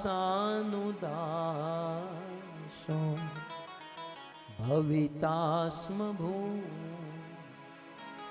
मन स्मरे सुपते गुणास्ते गृणीत वाक कर्म करो तुका। वित्रासुर असुर था, भगवान कृष्ण का भजन करने लगा। कृष्ण प्रकट हुए, वित्रासुर क्या चाहिए मांगो, क्या चाहिए? वह असुर कहता है, न नाक पृष्ठम न चपार मेष्टम न सार्वभौमम न रसाधिपत्य। न स्वर्ग चाहिए, न पृथ्वी चाहिए, अरे महाराज वैकुंठ भी नहीं चाहिए। इतनी संतुष्टि भजन करने वाले को कि मुक्ति भी नहीं चाहिए। हटाओ मुक्ति को। सामीप्य सालोक्य सारूप्य साष्टी दीयमानम न गृहणन्ति। भगवान अपने भक्त को ये सारूप्य सालोक्य साष्टी मुक्ति देते हैं, भक्त उसे भी ठुकरा देते हैं कि हम संतुष्ट हैं, मुक्ति भी नहीं चाहिए। इसे कहते हैं संतुष्टि। राम कृष्ण का भजन करो, परम संतुष्टि, जो जीवन का सबसे बड़ा धन है। फिर ध्रुव हो या भागवत का वृत्रासुर हो या भागवत की वह महिला कुंती हो, विपद संतु न शश्वत तत्र तत्र जगत गुरु, या फिर रामायण का केवट हो।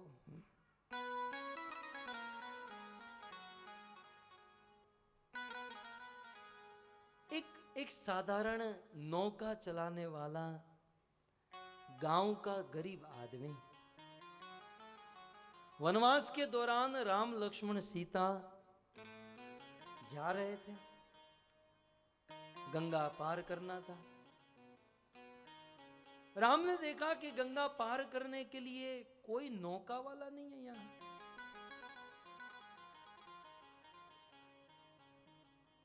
कोई नौका वाला नहीं। एक नौका थी लेकिन नदी के उस पार, और नौका का जो नाविक था उसमें सोया हुआ था, मतलब नौका चलाने के मूड में नहीं था। लगभग ऐसा ही होता है भारत में। जब आपको कोई ऑटो रिक्शा की जरूरत नहीं होगी ना, आपके पांव के ऊपर चढ़ाकर खड़ा रखेगा। बहन जी कहीं जाना है, साहब जी कहीं जाना है, भाई नहीं जाना है, आपको 10-15 मिल जाएंगे। और जब बारिश हो रही है, आपको स्टेशन जाना है, आपको कहीं लेट हो रहा है, आपको कोई ऑटो रिक्शा वाला नहीं मिलेगा। वो रिक्शा वाला पीछे बैठकर आराम से सोता रहेगा लेकिन आएगा नहीं। ये ऐसा था। राम ने दूर से बुलाया, आओ आओ यहां आओ। उसने दूर से कहा, महाराज आप ढूंढ लो। रामायण में लिखा है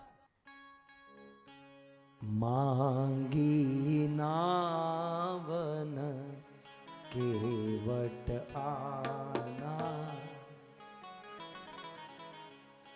मांगी नावन केवट आना, कहीं तुहार में मर मुजाना।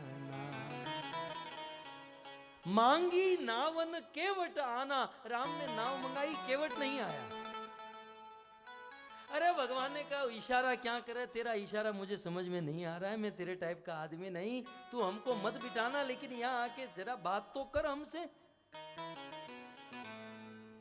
केवट ने कहा ठीक है, वैसे धीरे धीरे, अब चक्कू नहीं चला रहा था, हाथ से पानी ऐसे धीरे धीरे करके आराम से।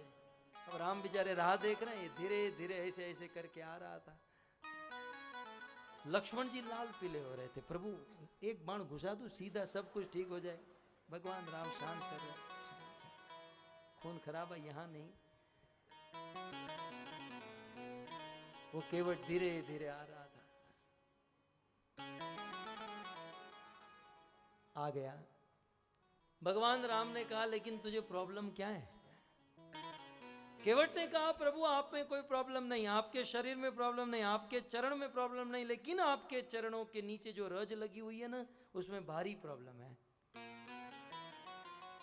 और हमने सुना है कि विश्वामित्र की यज्ञ की रक्षा करके जनकपुर जा रहे थे, बीच में एक पत्थर मिला और पत्थर के ऊपर आपके चरण की रज पड़ी, तो वो पत्थर नारी बन गई।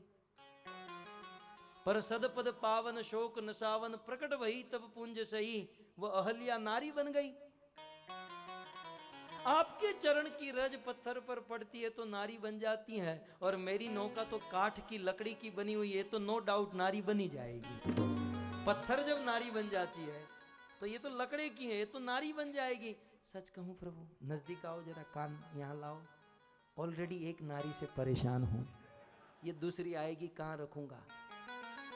तुमको हजार सोए हमको पहाड़ भारी, आप तो हजारों को रख सकते हो, हमको तो एक ही पहाड़ लगती है। और यह प्रतिपाल ही सब परिवारों, और इस एक नौका से तो पूरे परिवार का भरण पोषण कर रहा हूं, और ये यदि नारी बन गई तो घर कैसे चलाऊंगा? किसी और को खोज लीजिए, मुझे रहने दीजिए। अब एक्चुअली वहां पर बहुत सारे नौका चलाने वाले थे, लेकिन पिछले दिन केवट ने अपने राजा से कहा कि मुझे एक वरदान जो पेंडिंग था मुझे चाहिए, ये जितने भी नौका वालों को कहो कि अपने अपने घर चले जाए। इसलिए केवट जानता था कि मेरे अलावा इसको कोई नहीं मिलने वाला है, इसलिए केवट कॉन्फिडेंस में था, टोटल कॉन्फिडेंस में था, क्योंकि अपने अलावा कोई वैसे है नहीं। आप किसी और को खोज लीजिए। राम ने कहा कि लेकिन और कोई आपके पास उपाय तो होगा, कोई ऑप्शन तो होगा। बोले एक ऑप्शन है, लेकिन ये आपका भाई करने नहीं देगा, ऐसे ही लाल पीला हो रहा है, जब मैं बताऊंगा तो ये तो पूरा राख ही हो जाएगा। नहीं नहीं नहीं, लक्षण तुम शांत रहो, बोलो क्या क्या क्या। बोले प्रॉब्लम आपके चरण की रज में है, यदि मैं मेरे हाथों से आपके चरण धो दूं, मुझे कॉन्फिडेंस हो जाए, तो फिर हम आपको बिठा सकते हैं। ओह केवट, आपको चरण धोने हैं, सीधा बताओ। ठीक है, दो चरण धो लीजिए, लेकिन जल्दी करो। केवट ने कहा रुको रुको प्रभु, दौड़कर घर पर गया और पानी और पात्र लेकर आया, भगवान को बिठाया, और केवट ने पात्र में भगवान रामचंद्र के चरण रखे और एक चरण धोया और आधा चरण धोकर दौड़कर घर पर चला गया। दोनों भाई एक दूसरे के सामने देख रहे। घर से अपनी पत्नी चिंटू मिंटू पिंटू पूरी लाइन लंगर लगा कर लाया, कहा चलो सब लोग चरण धो। केवट ने अपने हाथों से भगवान के चरण धोए, पत्नी के हाथों से धुलवाए, बच्चों के हाथों से धुलवाए, और चरण धोते धोते केवट भगवान से कहता है सुना है आप लोग गुरुकुल गए थे? हाँ गए थे ना। गुरुकुल में पढ़े लिखे या बस राजा के बेटे ऐसे ही घूमते रहते थे? नहीं, हम लोग पढ़े लिखे हैं। वेद के मंत्र जानते हो आप लोग? बोले जानते हैं। तो एक काम करो, हमारे पिताजी की मृत्यु हुई तो उनको जल अर्पण नहीं किया था, तो गंगा में जल अर्पण करना था। अब गंगा कौन जाए? जिसके चरणों से गंगा निकली वो खुद यहाँ पर आया है, हम सीधे यहाँ चढ़ा देते हैं जल। लेकिन वेदों के मंत्र दोनों भाई थोड़ा बोल दो ताकि यहाँ जल चढ़ जाए। राम लक्ष्मण को इशारा करते, लखन शुरू हो जा, क्योंकि यहां से हम छूटने वाले नहीं हैं। दोनों भाई एक दूसरे के सामने देखकर वेदों के मंत्र शुरू करने लगे। और केवट भगवान के, अब जो गंगा में जल डालना चाहिए, क्यों गंगा में? क्योंकि गंगा जल भगवान के चरणों से निकली है। अब स्वयं भगवान सामने है, केवट ने वो जल भगवान के चरणों में चढ़ाया। अति आनंद उमंग अनुरागा, केवट चरण पखावन लागा। बड़ा आनंद, बड़ा उमंग, बड़े उत्साह से केवट ने भगवान के चरण धोए। आकाश में देवता प्रकट होकर पुष्पों की वृष्टि करने लगे कि धन्य हो केवट, धन्य हो। हम लोग कितनी कितनी बड़ी डिग्री प्राप्त किए, कितनी विद्या, कितनी शिक्षा, कितना ज्ञान, लेकिन हमें आज तक जिस भगवान के चरण ध्यान में भी नहीं आए, उस भगवान के चरण को एक गांव के गवार ने प्राप्त किया, उसे चरण धो दिया और उसका पान कर लिया। गोस्वामी जी लिखते हैं, केवट भगवान को गंगा पार कराए, उसके पहले तो स्वयं उनकी पत्नी, बच्चे और पितरों को भवसागर पार करा दिया। भवसागर।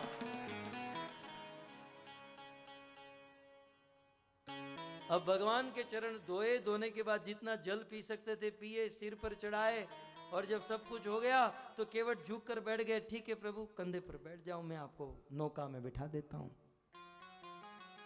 सिंपली कहा, आप कंधे पर बैठ जाओ, मैं आपको उठाकर नौका में बिठा दूं। लक्ष्मण पूर्ण क्रोध, बस।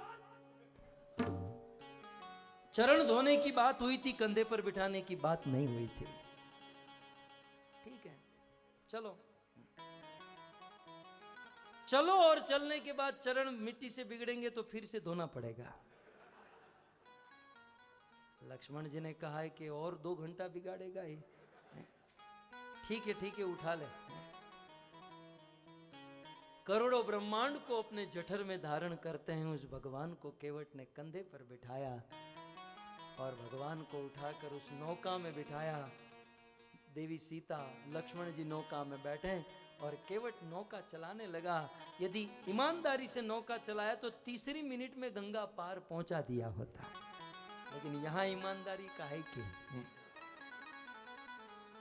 केवट उसी गंगा में गोल गोल घुमा रहा था। हमारे भारत के रिक्शा वाले बहुत गोल घुमाते हैं, और पता चला ये बहरीन से, फॉरेन से आया है, तब तो कहां कहां घुमा कर लेकर जाएंगे। लेकिन लक्ष्मण जी आक्रोश में लाल पीले बार बार तर्क से बाहर निकलो, अभी घुसा दो, अभी मार दो इसे।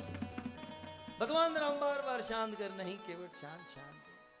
राम ने कहा, केवट अब ये बहुत चक्कर लगाया, अब पार करा दो। केवट कहता है, बस ये 2-5 चक्कर में थक गए। मैं आपको यही बताना चाहता हूं कि ये जीव 84 के चक्कर से आया है। आप 4-5 चक्कर में थक गए, ये जीव 84 का चक्र काट काट कर थक गया है प्रभु, अब इसे भी आप पार लगा दीजिए।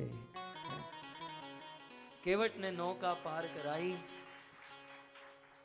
भगवान को नीचे उतारा, स्वयं नीचे उतरे, सीता लक्ष्मण सब लोग नीचे उतरे। राम को संकोच हुआ, सीता समझ गई, अपनी अंगूठी निकालकर किसी को पता न चले राम को दिया, और राम सोने की मुद्रिका जब केवट को देने लगे, यही बात वहां पर आई। संतुष्ट था केवट, संतुष्ट था। राम ने कहा, केवट ये तुम्हारी मजदूरी, ये तुम्हारी उतराई। केवट ने इतना ही कहा कि प्रभु मुझे नहीं चाहिए, क्या इसके लिए थोड़ी ना मैंने सेवा की है। नहीं, अब कछु नाथ चाहिए मोरे, दीन दयाल अनुग्रह तो, फिरती बार मोही जो कछु देवा, सो प्रसाद में शिरधर। बार बार राम कहते, केवट ले लो, केवट ले लो, केवट ले लो, लेकिन केवट तो एक ही बात, नाथ आज मैं काहू न पावा, मेरे दोष दुख दारिद दावा। नाथ आज मैं काहू न पावा, मेरे रोग दुख दारिद्र पावा। बहुत काल में कीनी मजूरी, आज दीन बनी बल भूरी। अब कछु नातन चाहिए मोरे, दीन दयालय अनुग्रह तो। अब कछु नाथ न चाहिए मोरे, दीन दयाल अनुग्रह तोरे। नाथ आज मैं काहू न पावा, मीटे दोष दुख दारिद दावा। नाथ आज मैं काहू न पावा, मीटे दोष दुख दारिद्र पावा। बहुत कीन प्रभु लखन सिया, नहीं कछु केवट ले। बहुत कीन प्रभु लखन सिया, नहीं कछु केवट ले। विदा कीन करुणा जतन, भक्ति विमल बरु दे। विदा कीन प्रभु भक्ति विमल बरु दे। भगवान राम ने बार बार कहा कि केवट ये अंगूठी ले लो। केवट कहता है प्रभु मुझे अनंत अनंत जन्मों से मजदूरी करके, हम लोग मजदूर आदमी, मजदूरी करने वाले लोग अनंत जन्मों से मजदूरी करते आए, लेकिन सभी जन्मों की मजदूरी का फल आपने दे दिया। आपका दर्शन मिल गया, चरणामृत मिल गया, और क्या चाहिए। संतुष्ट ये न के न चित, हम तो संतुष्ट। गोस्वामी जी कहते हैं बहुत कीन प्रभु लखन सिय। राम ने कहा, सीता ने भी कहा ले लो, लक्ष्मण ने भी कहा ले लेना यार, क्यों भाव खा रहा है। लखन ने भी आंख दिखाकर ले लेना, क्यों भाव खा रहा है। लेकिन नहीं कछु केवट ले, केवट ने नहीं लिया तो नहीं लिया। क्यों? संतुष्ट है, संतुष्ट। आज कृष्ण की द्वारिका में ब्राह्मण आया है। कृष्ण यही कह रहे हैं कि आप संतुष्ट तो होना, क्योंकि संतुष्ट ब्राह्मण का ही नहीं, ये पूरे मानव समाज का सबसे बड़ा धन है, सबसे बड़ा धन है। कृष्ण ने यहां तक कह दिया कि विप्रान स्वभाव संतुष्टान। बहुत बड़ी बात कह दी कृष्ण ने कि संसार में जो संतुष्ट है, नमस्ये शिरसा कृत, मैं कृष्ण उस संतुष्ट को बार बार नमस्कार करता हूं। संतुष्ट भक्त को भगवान भी प्रणाम करते हैं। हम लोग भगवान को प्रणाम कराना नहीं चाहते, लेकिन ईश्वर को प्रसन्न करने के लिए संतुष्ट रहना, ये सबसे बड़ा गुण है।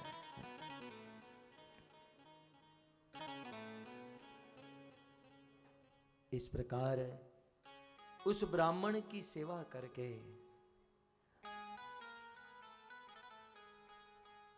कृष्ण ने कहा कि वैसे तो आप पूर्ण संतुष्ट हो, लेकिन आप इतनी दूर से आए, आपके आने का कोई विशेष कारण?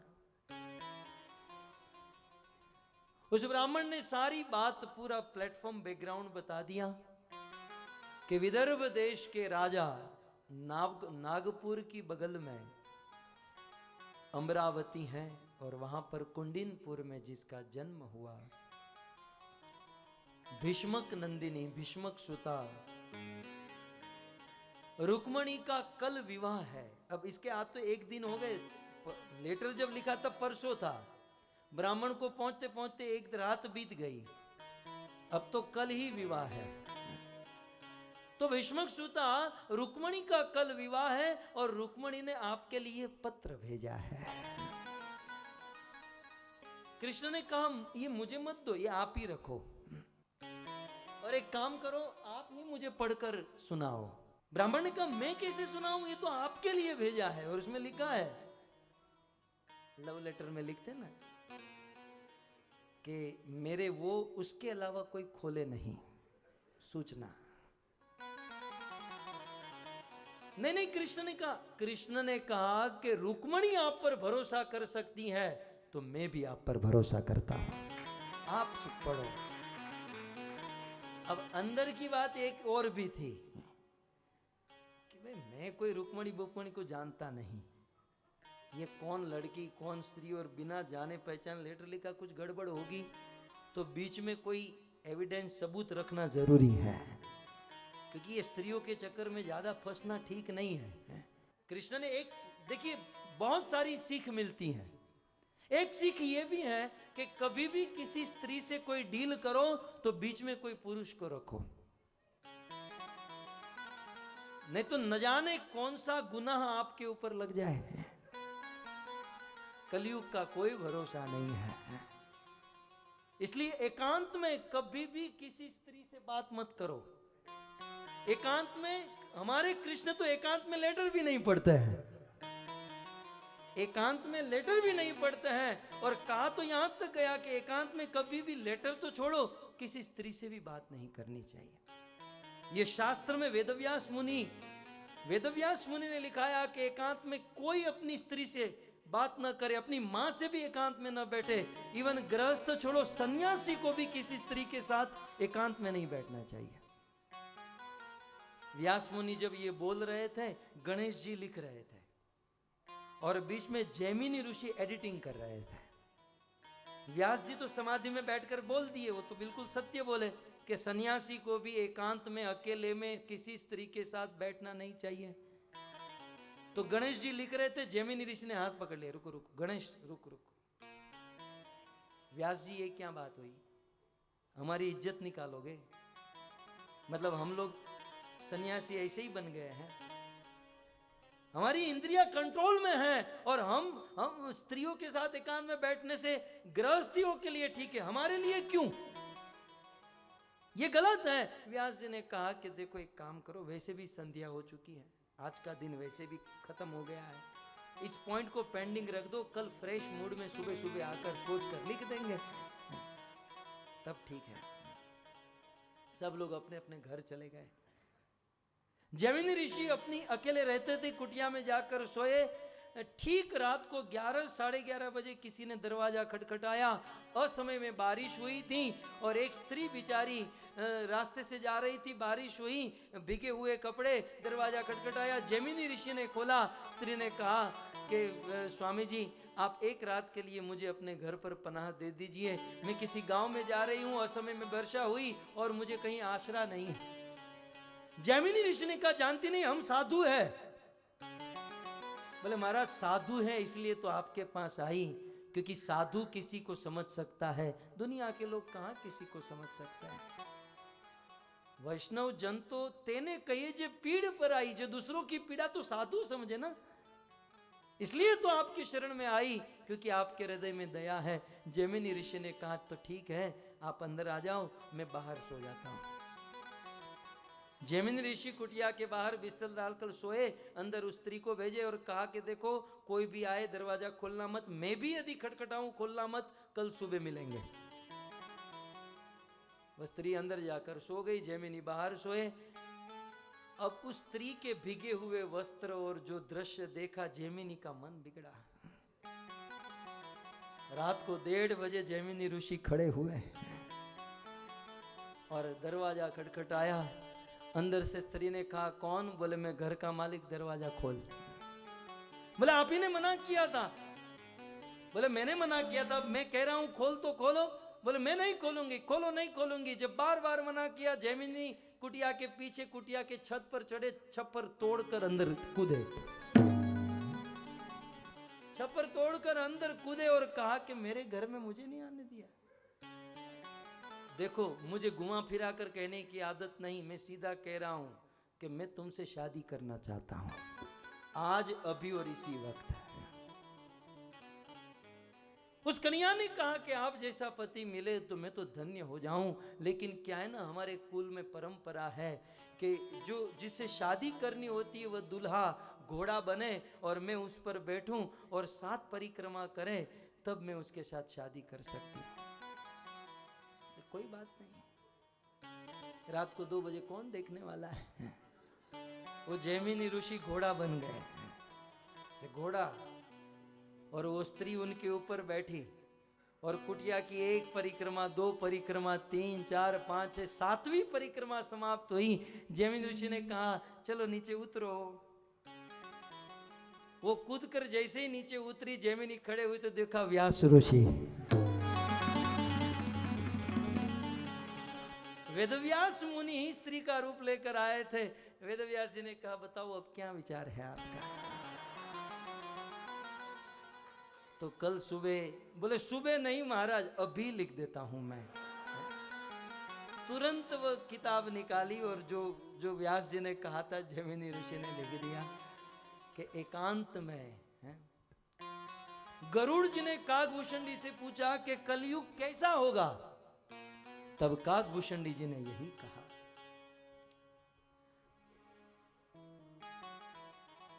कलिकाल बिहाल किए मनुजा, कलिकाल बिहाल किए मनुजा, कलिकाल बिहाल किए मनुजा, नहीं मानत को अनुजा तनुजा।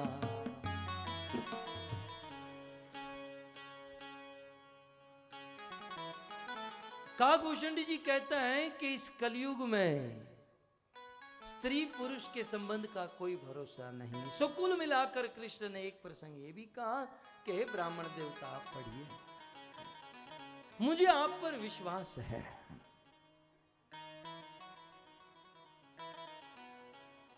ब्राह्मण देवता उस पत्र को खोले और जैसे ही पत्र खोले और उसमें लिखा था रुक्मणी उवाच, श्रुत्वा गुणान् भुवन सुंदर शृण्वतां ते, निर्वीश्य कर्ण विवरे हरतोंगतापम्।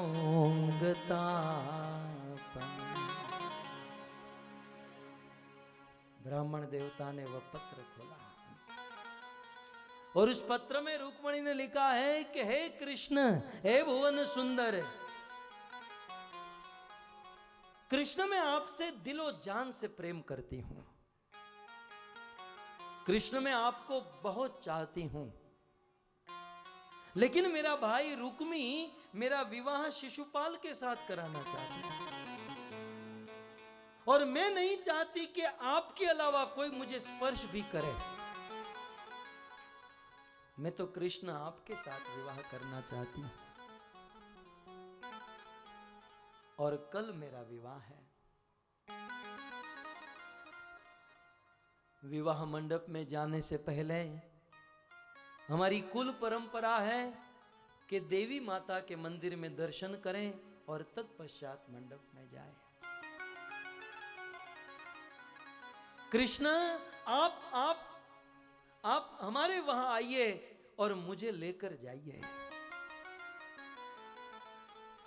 मैं जानती हूं आप सिंह के समान आओगे, यद्यपि वहां पर मगध नरेश, चैती नरेश, शिशुपाल, जरासंध, रुक्मी सब लोग अपनी सेना लेकर खड़े होंगे, लेकिन कृष्ण मुझे आप पर विश्वास है।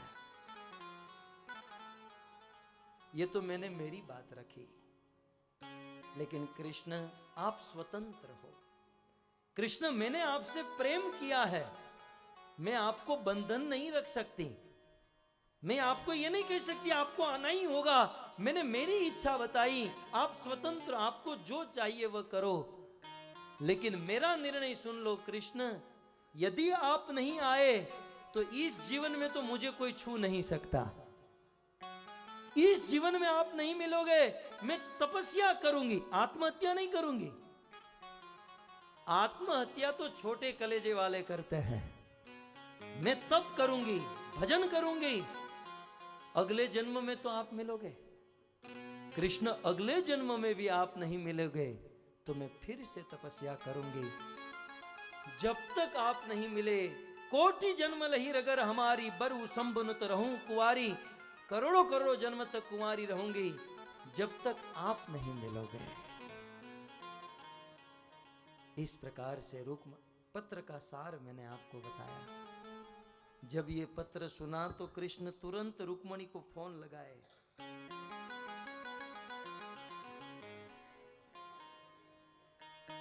अजी रुक्मणी, ये तुमने पत्र क्या लिखा? तुम कहती हो कि तुम मुझसे प्रेम कर रही हो और मेरे बिना जी नहीं सकती, मेरे से शादी करना चाहती हो, लेकिन रुक्मणी इतना प्रेम तुमको आया कहां से? क्योंकि प्रेम तो उसे किया जाता है जिसको कभी देखा हो, जिससे कभी मिले हो। ये बात समझने लायक है। कृष्ण ने कहा रुक्मणी, प्रेम तो उससे करते हैं जिससे कभी मिले हो। हम आप कभी मिले नहीं, न कभी बस स्टॉप पर मिले, न फेसबुक में, न ट्विटर में, न व्हाट्सएप में, कहीं नहीं हमने देखा। अब प्रेम होने के लिए कोई आधार तो होना चाहिए। एक बाप किसी लड़की को देखकर आए और अपने बेटे को कहे कि तेरे लिए मैंने लड़की देखी है और तू उसे प्रेम करना शुरू कर दे, तो लड़का तो कहेगा ना कि वो लड़की का एड्रेस तो दे दीजिए। नहीं, तू प्रेम करना शुरू कर दे, कोई बात नहीं, फोटो तो दे दीजिए। नहीं, तू प्रेम करना शुरू कर दे, पिताजी मोबाइल नंबर तो दे दो। बाप कहे नहीं तू प्रेम कर, तो क्या प्रेम हवा से करेगा वो बेचारा लड़का? प्रेम करने के लिए कुछ आधार, कुछ बेस तो चाहिए। अब रुक्मणी ने कृष्ण को न कभी देखा है, न कृष्ण ने रुक्मणी को, न दोनों कभी मिले, न कभी कोई बातचीत हुई, और रुक्मणी कहती है कि मैं आपको दिलो जान से चाहती हूं, मैं आपसे प्रेम करती हूं। कृष्ण ने पूछा रुक्मणी, इतना प्रेम किसी को देखे बिना कोई कैसे कर सकता है? जब तुमने मुझे कभी देखा नहीं, कुछ मिला नहीं, हमारी बात नहीं हुई, फिर भी तुम इतना प्रेम कि मेरे बिना जी नहीं सकती। आखिर ये प्रेम कैसे प्रकट हुआ? तब रुक्मणी फोन में कहती है कि कल हरे कृष्ण। ग्रंथराज श्रीमद् भागवतम महापुराण श्री प्रभुपाद की, श्री रुक्मणी द्वारकाधीश भगवान की, निताई गौर प्रेमानंद।